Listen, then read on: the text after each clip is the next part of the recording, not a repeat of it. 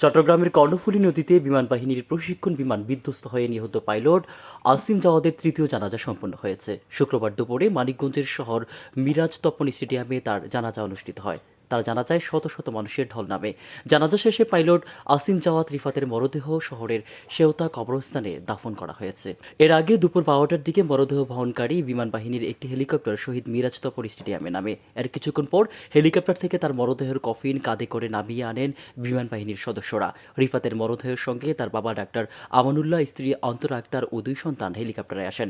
পরে নিহত পাইলটকে দেওয়া হয় গার্ড অব অনার। ছেলের মরদেহবাহী কফিন দেখে কান্নায় ভেঙে পড়েন মা নীলুফা খানম সহ তার স্বজনরা।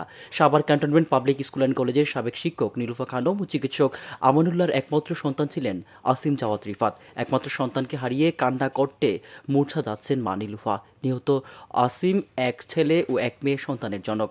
উল্লেখ্য, বৃহস্পতিবার চট্টগ্রামের পতেঙ্গায় কর্ণফুলী নদীর মোহনায় বিমান বাহিনীর পাইলট বিমান ইয়াক 130 বিধ্বস্ত হয়। বেলা 11টার দিকে উড্ডয়নের কিছুক্ষণের পর বিমানটিতে আগুন ধরে যায়। বিমানের pilot wing commander Suhan Hasan Khan ও স্কোয়াড্রন লিডার মোহাম্মদ আসিম জাওয়াদ এ সময় পাইলটরা বিমানটি অবতরণের চেষ্টা করেন, কিন্তু তাতে সক্ষম না হওয়ায় পরে দুই পাইলট প্যারাশুটের মাধ্যমে অবতরণ করেন। বিমানটি বিধ্বস্ত হয়ে ভোট ক্লাবের পাশে নদীতে পড়ে। এতে গুরুতর আহত হন বিমানের pilot squadron leader Mohammad Asim Jawad. পরে দুপুর 12টার দিকে চিকিৎসাধীন অবস্থায় তিনি মারা যান।